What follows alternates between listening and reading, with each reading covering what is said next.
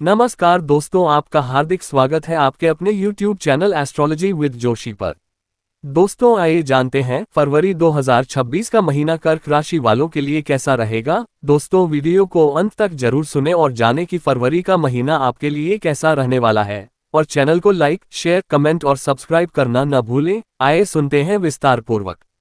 सामान्य तौर पर फरवरी का महीना कर्क राशि के जातकों के लिए उतार चढ़ाव से भरा रहने की संभावना है, क्योंकि महीने की शुरुआत में ही दूसरे भाव में केतु, अष्टम भाव में राहु और द्वादश भाव में वक्री बृहस्पति विराजमान होंगे, जो पूरे महीने इन्हीं भावों में बने रहेंगे। जबकि सूर्य, मंगल, बुध और शुक्र महीने की शुरुआत में सप्तम भाव में और महीने के उत्तरार्ध तक चारों के चारों ग्रह अष्टम भाव में राहु के साथ विराजमान हो जाएंगे और उन पर द्वादश भाव में बैठे वक्री बृहस्पति की दृष्टि भी होगी। इन सभी ग्रह स्थितियों के परिणाम स्वरूप स्वास्थ्य का ध्यान रखना आवश्यक होगा। व्यापार में उतार चढ़ाव के बावजूद अच्छे परिणाम मिलने के योग बनेंगे। नौकरी करने वाले जातकों को महीने की शुरुआत में और विशेषकर महीने के पूर्वार्ध में पदोन्नति प्राप्त होने की संभावना बनेगी। करियर के दृष्टिकोण से यह महीना मिश्रित परिणाम लेकर आने वाला है।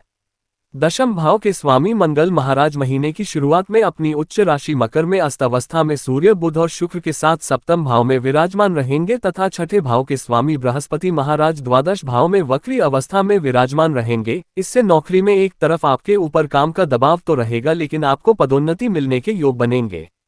विशेष रूप से जब मंगल 23 तारीख से आपके अष्टम भाव में चले जाएंगे, जहां पर राहु, सूर्य, बुध और शुक्र भी विराजमान होंगे और उन पर वक्री बृहस्पति की दृष्टि भी होगी, तो इस स्थिति में आपके ऊपर काम का बहुत ज्यादा दबाव रहेगा। व्यापार करने वाले जातकों को महीने की शुरुआत में काफी उतार चढ़ाव का सामना करना पड़ेगा, क्योंकि चार ग्रह आपके सप्तम भाव में विराजमान रहेंगे, लेकिन सप्तम भाव के स्वामी शनि महाराज का नवम भाव में बैठना व्यावसायिक यात्राओं से लाभ देगा। आपके सुदूर संबंध स्थापित होंगे, जिससे व्यापार को मजबूती मिलेगी और विदेशी माध्यम से में भी व्यापार को उत्तम सौदे प्राप्त होंगे, जो आपके व्यापार को उन्नति प्रदान करेंगे। यदि आपकी आर्थिक स्थिति को देखा जाए तो आपके लिए महीना बहुत ज्यादा सावधानी से चलने वाला महीना रहेगा। एक तरफ तो दूसरे भाव में केतु महाराज विराजमान रहेंगे, जो धन संचित करने में समस्या उत्पन्न करेंगे। वहीं द्वादश भाव में वक्री बृहस्पति विराजमान होंगे, जो लगातार खर्च बनाए रखेंगे।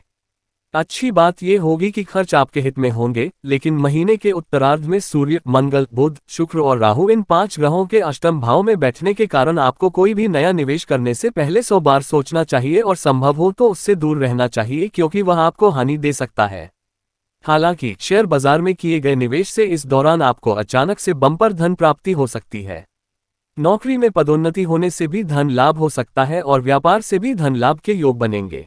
यह महीना स्वास्थ्य के दृष्टिकोण से थोड़ा कमजोर ही रहने की संभावना दिखाई दे रही है, क्योंकि दूसरे भाव में केतु महाराज अष्टम भाव में, राहु महाराज नवम भाव में, शनि और द्वादश भाव में वक्री बृहस्पति पूरे महीने विराजमान रहेंगे।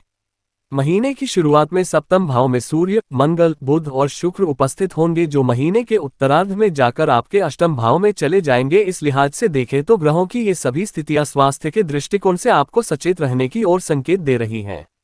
आपको कोई भी ऐसा काम करने से बचना चाहिए जिससे आपकी लापरवाही आपको खुद ही स्वास्थ्य समस्याएं दे।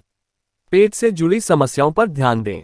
आप अपनी इच्छा शक्ति के बल पर अपनी समस्याओं से बाहर निकल सकते हैं। प्रेम व वैवाहिक के दृष्टिकोण से देखा जाए तो आपके लिए यह महीना चुनौतीपूर्ण रहने के साथ साथ फायदेमंद भी होगा। जहां एक तरफ पंचम भाव के स्वामी मंगल महाराज अपनी उच्च राशि मकर में अस्त अवस्था में सप्तम भाव में होंगे और उनके साथ सूर्य और शुक्र तथा बुध उपस्थित होंगे, जिससे आप और आपके प्रियतम के बीच प्रेम बढ़ेगा और प्रेम विवाह की संभावनाएं बनेगी। उसके बाद ये चारों ग्रह अष्टम भाव में बैठे राहु से युति करेंगे, जिससे आप अपने प्यार को लेकर कई बार उत्साहित होंगे। विवाहित जातकों की बात करें तो आपके लिए तनाव से भरे पल हो सकते हैं, क्योंकि चार ग्रह आपके सप्तम भाव में विराजमान होंगे, जो न केवल आप बल्कि आपके जीवन साथी को स्वास्थ्य समस्याएं दे सकते हैं, अपितु आपके रिश्तों में तनाव भी बढ़ा सकते हैं। महीने के उत्तरार्ध में 5 ग्रह अष्टम भाव में जाने से ससुराल संबंधी कुछ परेशानियां सामने आ सकती हैं, जिन पर ध्यान देना आवश्यक होगा। पारिवारिक दृष्टिकोण से यह महीना मध्यम रूप से फलदायी रहने की संभावना है। दूसरे भाव में पूरे महीने केतु महाराज विराजमान रहेंगे और दूसरे भाव के स्वामी सूर्य महाराज महीने की शुरुआत में सप्तम भाव में सूर्य, बुध, शुक्र के साथ होंगे, तो महीने के उत्तरार्ध में 13 तारीख से इन्हीं ग्रहों के साथ राहु की युति करते हुए अष्टम भाव में विराजमान होंगे। यही हाल चौथे भाव के स्वामी शुक्र महाराज के साथ भी होगा और परिस्थितियों में पारिवारिक जीवन में उतार चढ़ाव होना संभावित है। आपस में सामंजस्य की कमी हो सकती है। हालांकि अच्छी बात यह है कि आपसी प्रेम बना रहेगा और परिवार के सदस्य एक दूसरे को तवज्जो देंगे। फिर भी ग्रहों की स्थिति के कारण गर्मा गर्मी होने के योग बनेंगे और किसी न किसी बात को लेकर परिवार में तनाव बढ़ेगा और सामंजस्य की कमी स्पष्ट तौर पर दिखाई देगी। आपकी माताजी और पिताजी को स्वास्थ्य समस्याएं परेशान कर सकती हैं, इसलिए आपको उनका ध्यान रखना होगा। छोटे भाई बहनों से भी आपके संबंध बनते बिगड़ते रहेंगे। इस प्रकार कहें तो पारिवारिक जीवन को संभालने के लिए आपको भरपूर ध्यान देना होगा और अपनी योग्यता और अपनी प्रेम भरी बातों से सभी का दिल जीतने का प्रयास करना होगा तथा परिवार में एकरूपता लाने की कोशिश करनी होगी।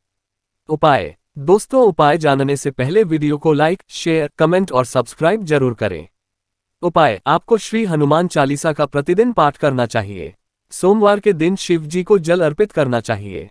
बृहस्पतिवार के दिन केले तथा पीपल के पेड़ पर जल अर्पित करना चाहिए।